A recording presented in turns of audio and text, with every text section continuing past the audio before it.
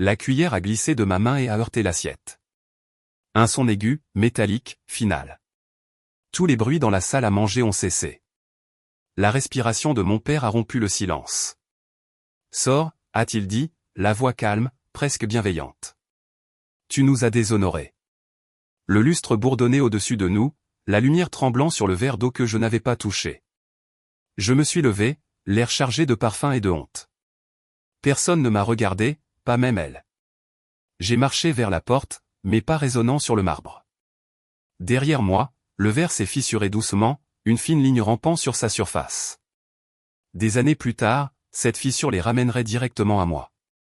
Quand j'avais 12 ans, mon père, Antoine Dubois, a dit à un journaliste que le talent sautait une génération.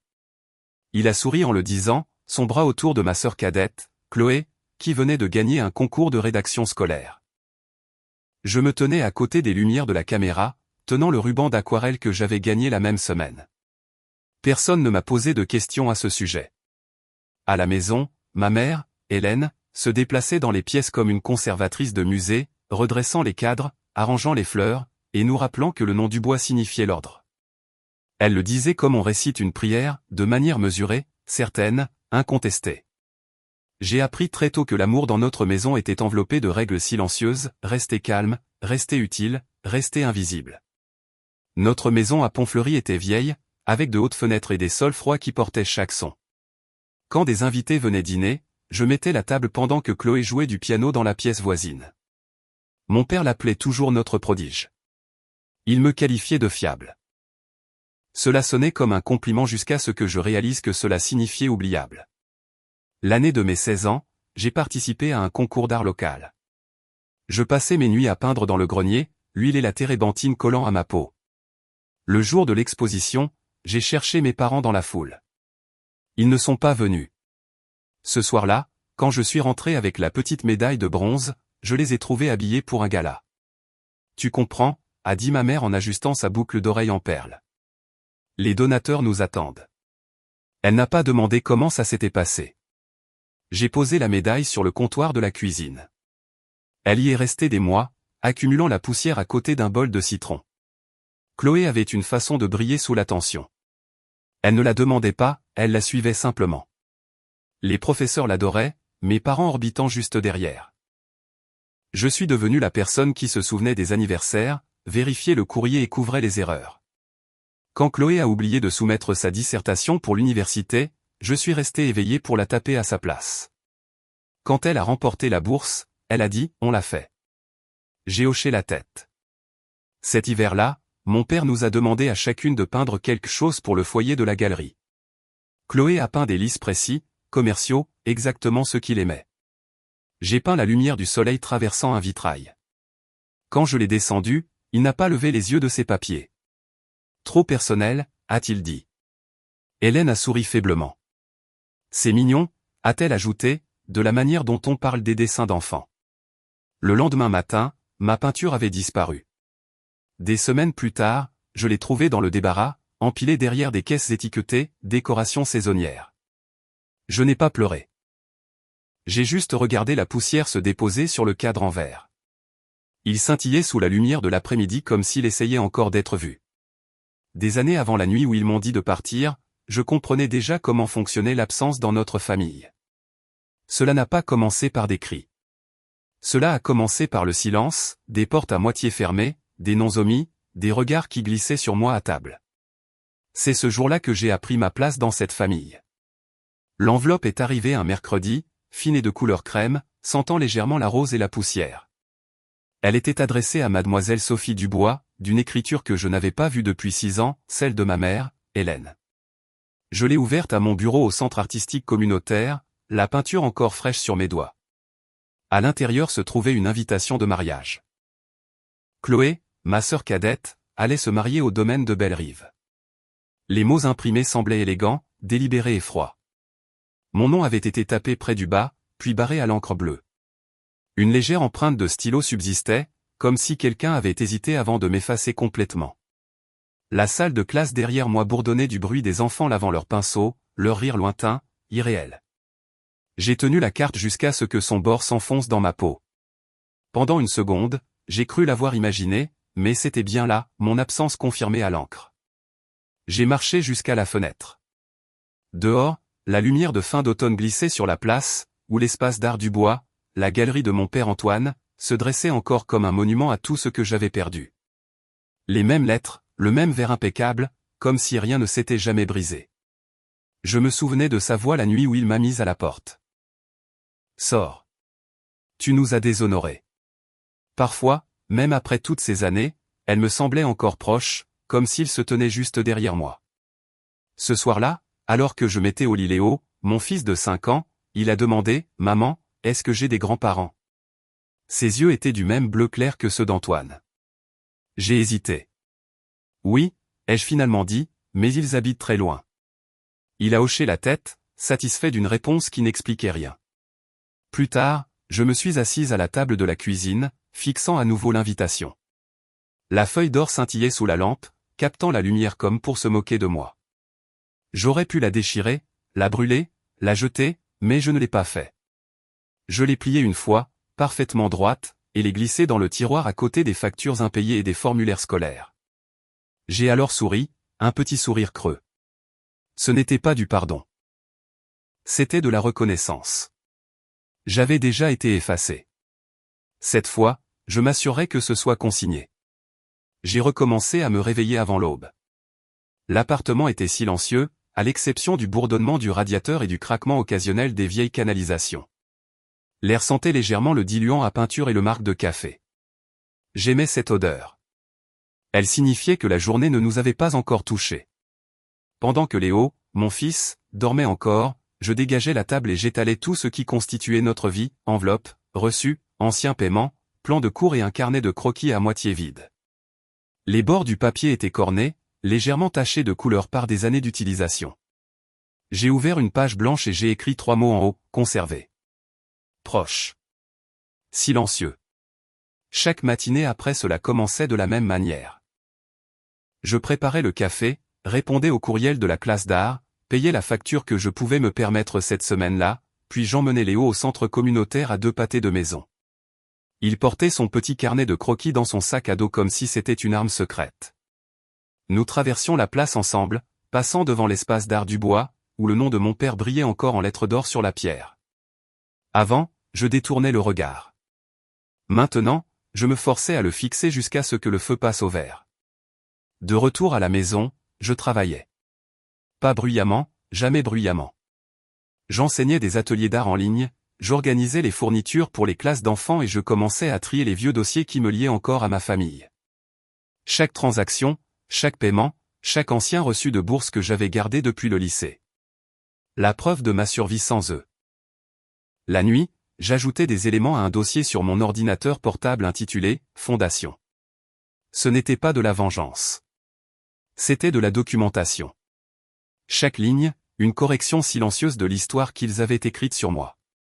Les factures d'hôpital de la naissance de Léo, les contrats de location, les déclarations de revenus, une trace numérique d'endurance.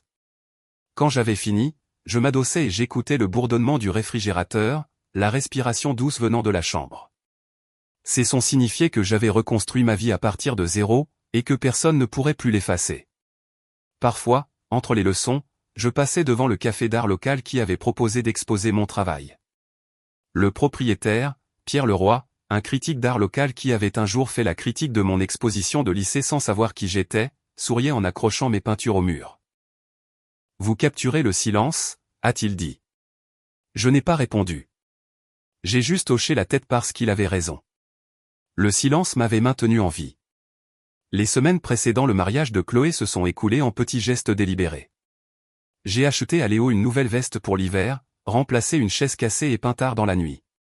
Une œuvre revenait sans cesse à moi, une révision d'un ancien travail que j'avais appelé « Lumière à travers la fenêtre », celui-là même que mon père avait un jour caché dans le débarras. Je l'ai repeint, cette fois avec des couleurs plus fortes, une lumière plus chaude, sans laisser d'ombres inachevées. Le jour où j'ai terminé, une lettre est arrivée. Pas une invitation cette fois, mais une enveloppe ordinaire adressée de la main de mon père. À l'intérieur, il y avait un chèque et une seule phrase, « Si tu le veux bien, j'aimerais te revoir ». Sa signature en dessous tremblait très légèrement. Je me suis assise à la table de la cuisine, traçant l'encre avec mon pouce. L'argent ne m'a pas ému. La phrase, sinon pas parce que j'y croyais, mais parce que cela signifiait qu'il avait enfin réécrit mon nom. Ce soir-là, je n'en ai pas parlé à Léo. J'ai plié la lettre, l'ai glissée dans mon dossier, fondation, et j'ai continué à travailler. Je ne planifiais pas une vengeance. Je planifiais une structure, une carte. S'il revenait, je voulais que chaque vérité soit prête, date, reçu, dossiers hospitaliers, photographies. Je ne voulais laisser aucune place au déni. Les samedis sont devenus notre rituel.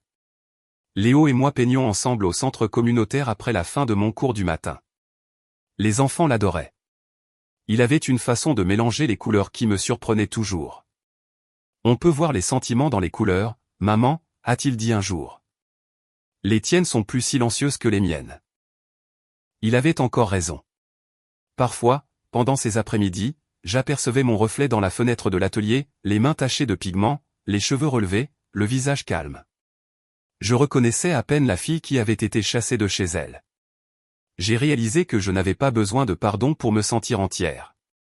J'avais juste besoin de constance.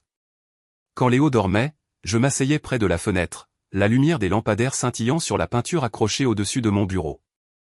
Je pensais à la dernière fois où je me suis trouvé dans la maison de mes parents.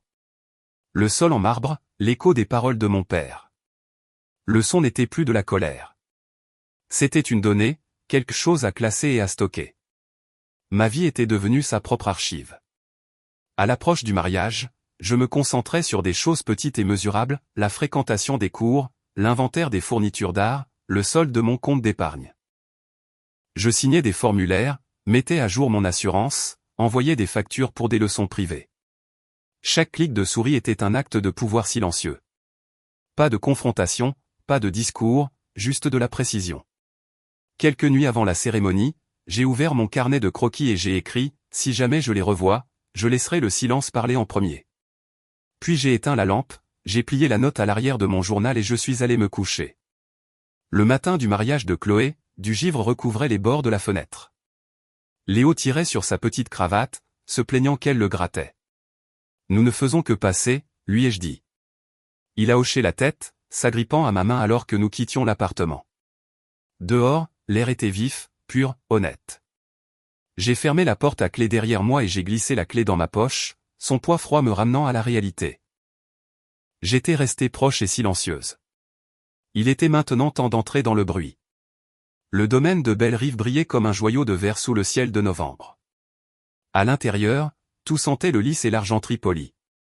Les rires des invités résonnaient dans l'atrium, polis et distants, alors que je conduisais Léo, mon fils, à travers l'entrée. Sa petite main se serra autour de la mienne. Sa cravate était légèrement de travers. Ses chaussures couinaient sur le marbre. Il s'en fichait. Il était curieux. Les yeux grands ouverts, il buvait du regard les lustres, le quatuor à cordes, le chatoiement des gens qui ne regardaient jamais à deux fois quelqu'un comme moi. Puis une voix, douce, nerveuse. Tu es venu. Chloé, ma sœur cadette, se tenait près des escaliers dans sa robe blanche, son bouquet tremblant très légèrement. Elle était exactement comme dans mon souvenir, délicate, adorée, épargnée par les conséquences. Je ne pensais pas que tu viendrais. J'ai failli ne pas venir, ai-je dit. Ma voix est sortie égale. Elle a souri, à moitié soulagée, à moitié effrayée. Ils sont là, a-t-elle murmuré. Et ils y étaient. De l'autre côté de la pièce, Antoine et Hélène Dubois se tenaient parmi leurs amis, plus âgés maintenant, plus grisonnants, toujours des statues dans des vêtements de marque. La posture de mon père n'avait pas changé. Pas plus que la façon dont les yeux de ma mère cataloguaient chaque personne, chaque imperfection, jusqu'à ce qu'il se pose sur moi. La musique a enflé, la foule s'est déplacée. Pendant une seconde, personne n'a respiré. Le verre de mon père s'est arrêté à mi-chemin de ses lèvres. La main de ma mère s'est figée sur sa pochette. L'air était lourd de parfum et de reconnaissance. Puis il a vu Léo. Leurs réactions se sont produites presque simultanément. Le sourire de ma mère a vacillé, ses lèvres s'entr'ouvrant légèrement. La main de mon père a tremblé, le verre dans sa poigne captant la lumière avant de glisser de ses doigts et de se briser sur le sol. Les têtes se sont tournées. La mélodie du quatuor a trébuché, puis s'est arrêtée. Quoi?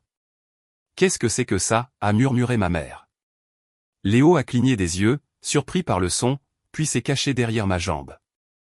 Je pouvais sentir son cœur battre à travers ma robe.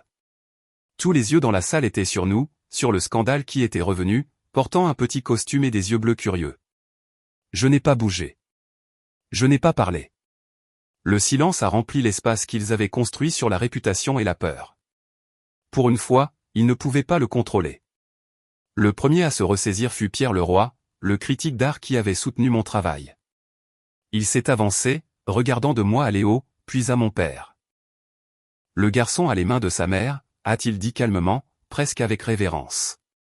Regardez ce carnet de croquis. Léo l'avait déjà sorti, son instinct dans n'importe quelle pièce tendue. Il l'a posé sur une table voisine et a commencé à dessiner. Le bruit du crayon grattant le papier a rompu le silence comme un battement de cœur régulier. Les invités se sont rapprochés.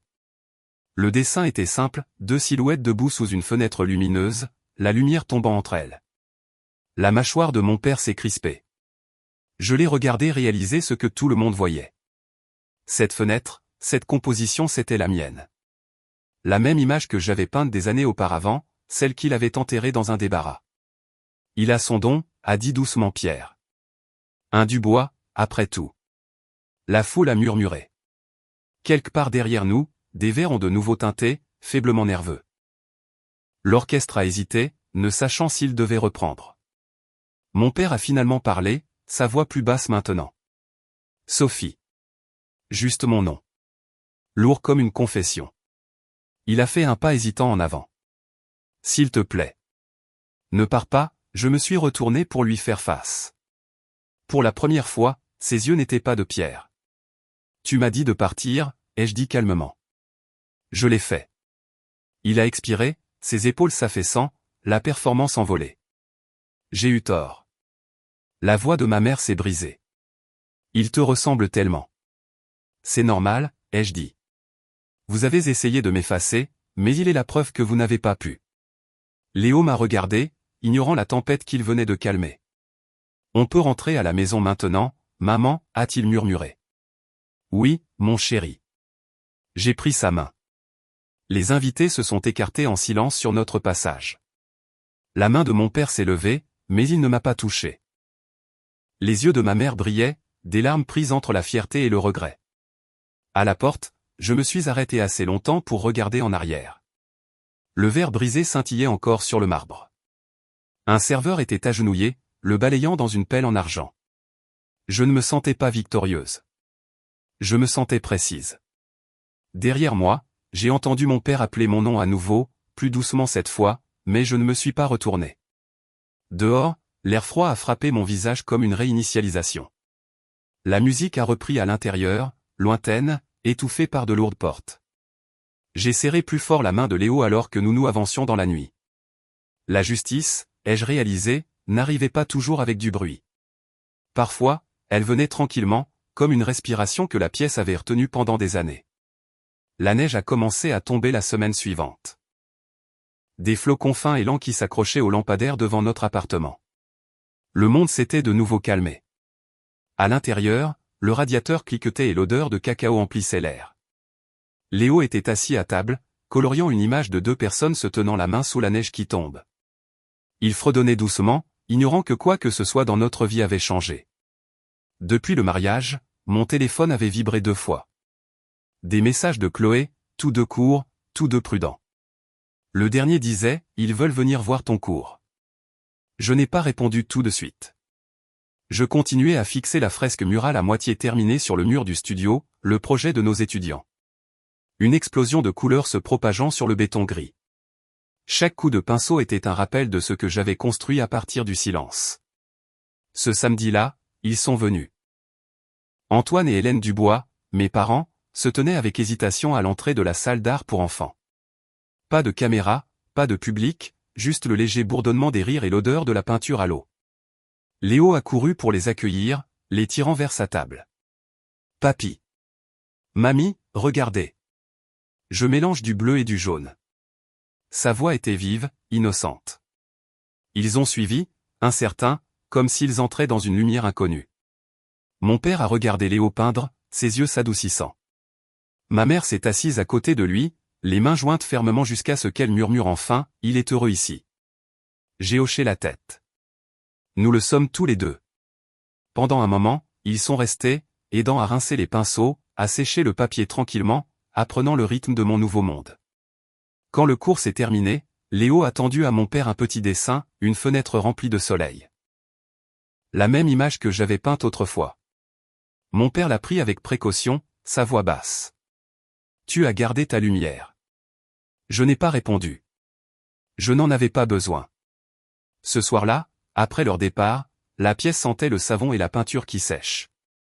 Je suis resté seul près de la fenêtre. Dehors, les rires des enfants résonnaient depuis le parc, s'évanouissant dans le vent. Le monde semblait calme, paisible d'une manière qui n'avait pas besoin de pardon pour exister. J'ai éteint les lumières une par une, ne laissant que la faible lueur de la fresque murale contre le mur. Dedans, la fenêtre brillait plus fort, peinte par de petites mains incertaines. Le silence, enfin, n'était pas quelque chose que je craignais. C'était mon foyer. J'avais l'habitude de penser que la survie signifiait le bruit, supplier, prouver, expliquer. Mais la vraie survie était plus silencieuse. C'était le son d'un pinceau sur une toile, le rire d'un enfant dans une pièce ensoleillée, le souffle qui ne tremble plus quand quelqu'un prononce votre nom. Le pardon n'a pas reconstruit ma famille. La vérité l'a fait. Et parfois, la vérité n'a pas besoin d'être criée. Elle a juste besoin de se tenir inébranlable, visible. Si vous avez déjà eu à vous reconstruire à partir du silence, cette histoire est pour vous. Dites-moi, d'où regardez-vous ce soir? Et souvenez-vous, la guérison ne rugit pas toujours. Parfois, elle murmure, vous avez réussi.